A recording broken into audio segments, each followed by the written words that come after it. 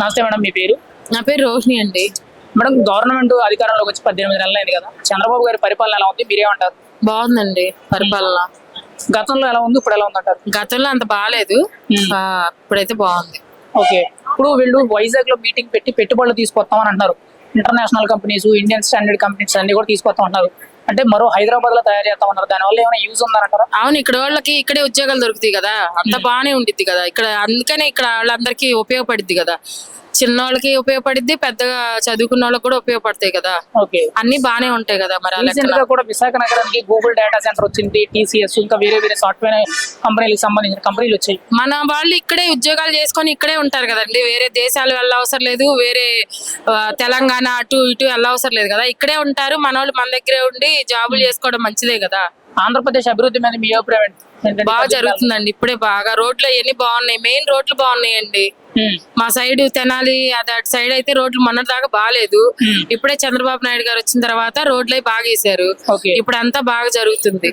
ముఖ్యంగా అమరావతి డెవలప్ చేస్తామన్నారు, 29 కల్లా కనీసం ఎంతో కొంత చేస్తామన్నారు. సాధ్యమేనంటారా? ఇప్పుడు మొన్నటి నుంచి ఇది అవ్వలేదు కదా, ఇప్పుడే కదా మొదలు పెట్టింది. ఆయనకు కూడా ఇది అవ్వాలి కదా. ఆయన మొన్న వచ్చినట్టయితే, జగన్ గారి బదులు ఈయన వచ్చినట్టయితే ఈ పాటికి బాగా అయ్యేది. మధ్యలో మరి అవ్వడం వల్ల మేము కూడా చాలా లాస్ పోయామండి. మాకు కూడా మొన్నటి దాకా కొంచెం లారీలు అవన్నీ ఉన్నాయి. ఈయన కొంచెం జగన్ గారు రావడం వల్ల మా ఇవన్నీ ఆగిపోయాయి. ఇప్పుడు మేము లాస్ పోయాం. ఇప్పుడు అనవసరంగా మేము రోడ్డు ఎక్కాం ఆయన వల్ల. ఓకే, ఇప్పుడు లేడీస్ కి ఫ్రీ స్కీమ్స్ ఎక్కువ కదండి, ఉచిత పథకాలు.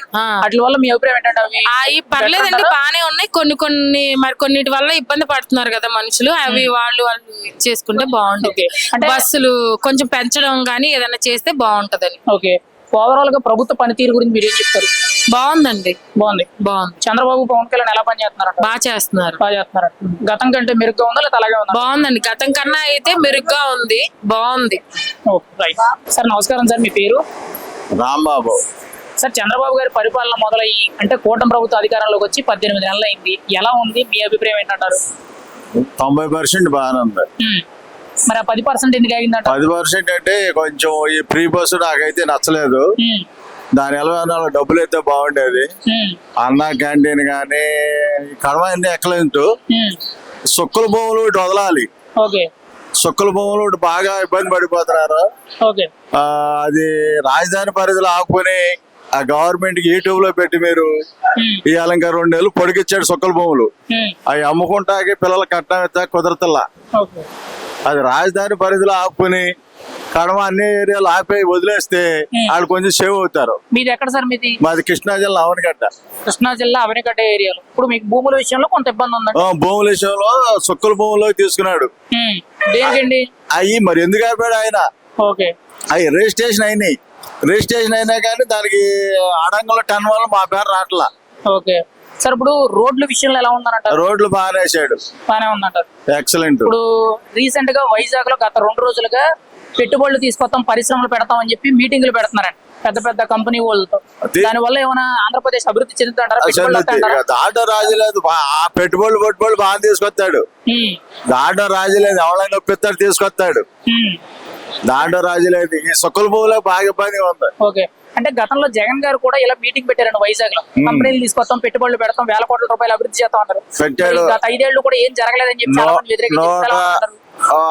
కంపెనీలో 150 కంపెనీలు వచ్చినాయని ఒకసారి పెట్టాడు మీటింగ్. అవునండి, పెట్టినా గానీ వాళ్ళు వచ్చారు కానీ ఆ రోజున మరి ఏం జరుగుతుందో తెలియదు. ఆయన అట్లా మాటలకే పరిమితం అయ్యాడు. వీళ్ళేమో అయ్యే కొడుకు తిరిగి మొత్తాన్ని లాక్కొస్తున్నారు. అది మరి దీని వల్ల యువతకు ఉద్యోగాలు వస్తాయంటారా? ఇవాళ కాకపోయినా 10 ఏళ్ళకైనా ఇంకో 25 ఏళ్ళకైనా మన కాకపోయినా వాళ్ళ పిల్లలకైనా వస్తాయి. ఫ్యూచర్ లో బాగుంటది. ఓకే, చంద్రబాబు గారు హైదరాబాద్ లాగా విశాఖ నగరాన్ని, అమరావతిని తీర్చిదిద్దుతాను, దాని వల్ల ఫ్యూచర్ బాగుంటది అని అంటున్నారండి ఆయన. అది ఎంతవరకు కరెక్ట్? అది కరెక్టే. మందుల చూపు ఎక్కువ ఆయనకి. ఇవాళ తినేసాం పడుకుందాం అనే ఏరియా ఉండదు. తర్వాత కూడా భవిష్యత్తు ఏంటి, మనం ఏంటి, మన పిల్లల భవిష్యత్తు ఏంటి అనే మాట ఆలోచించుకుంటాడు. అంటే ఇప్పుడు చదువుకున్న పిల్లలందరూ కూడా హైదరాబాద్, చెన్నై, బెంగళూరు వెళ్ళిపోతున్నారు కదా ఉద్యోగాల కోసం. తప్పదు. ఈ కొన్ని కంపెనీలు ఇక్కడికి వచ్చేదాకా ఎక్కడో చోట చేయాలి. అవి కూడా 10-15 కంపెనీలు పండాయి అనుకోండి, ఎంతో కొంతమంది ఇక్కడికి వెళ్తారుగా. మన విశాఖకి గూగుల్ డేటా సెంటర్ అని ఒక పెద్ద కంపెనీ వచ్చిందని చెప్పారు కదా, అటువంటి కంపెనీలు ఇంకా వస్తే ఆంధ్రప్రదేశ్ ఎలా ఉంటది అంటారు? ఇప్పుడు అదే ఎంత మంచి జరుగుతుంది? ఆ గూగుల్ కంపెనీయే 5 రాష్ట్రాల్లో చంద్రబాబు నాయుడు ఎత్తుపోయాడు కట్టాడని బాధపడుతున్నారంట. ఇది ఒరిస్సా గానీ, పశ్చిమ బెంగాల్ గానీ, మద్రాస్ గానీ, కర్ణాటక వీళ్ళంతా మరి అంత టాలెంట్ ఉండి 1,33,000 కోట్లు పెట్టుబడి పెట్టి దేవుడు తెచ్చాడంటే ఎంత గొప్పది. మరి అది కూడా నమ్మి తేవాలిగా, అది కూడా బాగా బెనిఫిట్. ఒక మాటలో పెట్టుబడుల విషయంలో ఎలా ఉందంటారు? పెట్టుబడులు ఎక్సలెంట్ అండి. పెట్టుబడులు మాత్రం లాక్కొచ్చేస్తాడు, దాట రాజీ లేదు. మీరు అలా కొంచెం హైలైట్ చేసేది సొక్కల భూములు వదలాలి. ఇదే ఇబ్బంది. రాజధాని విషయంలో, రోడ్ల విషయంలో అసలు ఏం మాట్లాడే పని లేదు, అన్ని బాగానే ఉంటాయి. ఆ ఒక్క యూట్యూబ్ లో మీరు చేసేదల్లా సొక్కల భూములు వదలాలి. నవంబర్ 11 వదులుతానన్నాడు, ఇవాళ 14, 15 అయిపోయింది. ఇవాళ 2 నెలలు పొడిగిచ్చాడు, మళ్ళీ ఫోన్ లో పెట్టాడు. ఓవరాల్ గా ప్రభుత్వ పనితీరు ఎలా ఉందంటారు, మీరేమంటారు? బాగా పనితీరు, ఇబ్బంది ఏమీ లేదు. చంద్రబాబుకి తోడుగా పవన్ కళ్యాణ్ గారు ఉన్నారు కదా కొత్తగా, మరి ఈయనకి రాజకీయంగా పెద్ద అనుభవం లేదు, మరి ఈయన ఎలా సహకరిస్తున్నారు?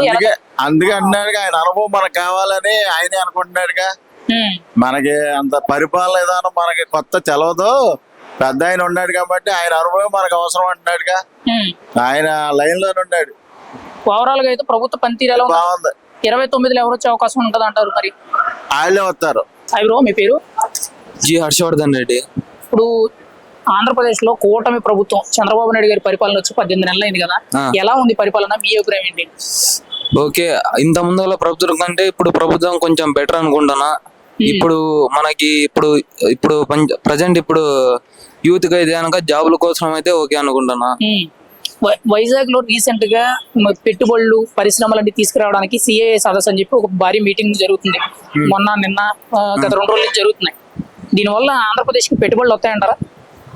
వస్తాయని నేను అనుకుంటున్నాను, మళ్ళా వేరే వాళ్ళ అభిప్రాయం మనకు తెలియదు.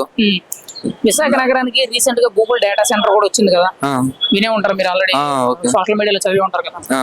దాని వల్ల ఏమైనా యూజ్ ఉందంటారా? అంటే ఇటువంటి పెద్ద పెద్ద కంపెనీలు రావడం వల్ల ఆంధ్రప్రదేశ్ అనేది అభివృద్ధి చెందుతుంటారా? పక్కా యూజ్ ఉంది, దాని వల్ల పక్కా అభివృద్ధి చెందుతుంది ఆంధ్రప్రదేశ్, అందులో డౌటే లేదు. మా ఆంధ్రప్రదేశ్ అభివృద్ధి చెందుతుందని నేను అనుకుంటున్నాను. అటువంటి ఇంకా పెద్ద కంపెనీలు వస్తే కనుక మాలాంటి యూత్ కి జాబ్లు వచ్చే అవకాశాలు చాలా ఎక్కువ ఉన్నాయి. అంటే ఇప్పుడు మీకు లాంటి చదువుకున్న యువత అందరూ కూడా డిగ్రీ పాస్ అయిన తర్వాత, లేకపోతే ఇంజనీరింగ్ కంప్లీట్ అయిన తర్వాత హైదరాబాద్, బెంగళూరు, చెన్నై వెళ్ళిపోతున్నారు జాబుల కోసం. ఇప్పుడు ఒకవేళ ఈ కంపెనీలన్నీ వస్తే హైదరాబాద్ వెళ్ళాలంత అవసరం ఉండదు అంటారా? అంత అవసరం ఉండదు. మన ఆంధ్రప్రదేశ్, మన విజయవాడ, వైజాగ్ ఇట్లాంటి చోట మనం హ్యాపీగా జాబులు చేసుకోవచ్చు. మన వేరే స్టేట్ పోయి జాబులు చేసే బదులు మనం ఇక్కడే చేసుకోవచ్చు. అంటే మరో హైదరాబాద్ లాగా విశాఖను తయారు చేస్తామని చెప్పి చంద్రబాబు గారు చెప్తున్నారు, అది సాధ్యమేనంటారా? పక్కా సాధ్యమైతుంది, అది ఇంకా కొన్ని ఏళ్లలో మనం చూస్తాం. కానీ మరి ఓవరాల్ గా ప్రభుత్వ పరిపాలన ఎలా ఉందంటారు, పథకాల విషయంలో కానీ, అభివృద్ధి విషయంలో కానీ? పథకాల విషయంలో మనకి అంత అవగాహన లేదు, పథకాల విషయంలో కానీ పర్లేదు అనుకుంటున్నాను. మరి నెక్స్ట్ గవర్నమెంట్ ఎవరికి వస్తారంటారు 2029లో, మీ అభిప్రాయం ఏంటి? మన చేతిలో అంటే ఏముండదు కదా, అది అంతా మన ప్రజల చేతిలోనే కదా. ఇప్పుడు మరి వీళ్ళు వచ్చిన తర్వాత గతం కంటే ఇంప్రూవ్మెంట్ ఏమైనా కనబడుతుందా మీకు? నాకైతే ఇంప్రూవ్మెంట్ కనబడుతుంది. నేనైతే స్టూడెంట్స్ గురించి ఆలోచిస్తూ, మన బ్యాచిలర్ గురించి ఆలోచిస్తూ వాళ్ళ కోసం అయితే నేను అభివృద్ధి చెందుతున్నాను అనుకుంటున్నా.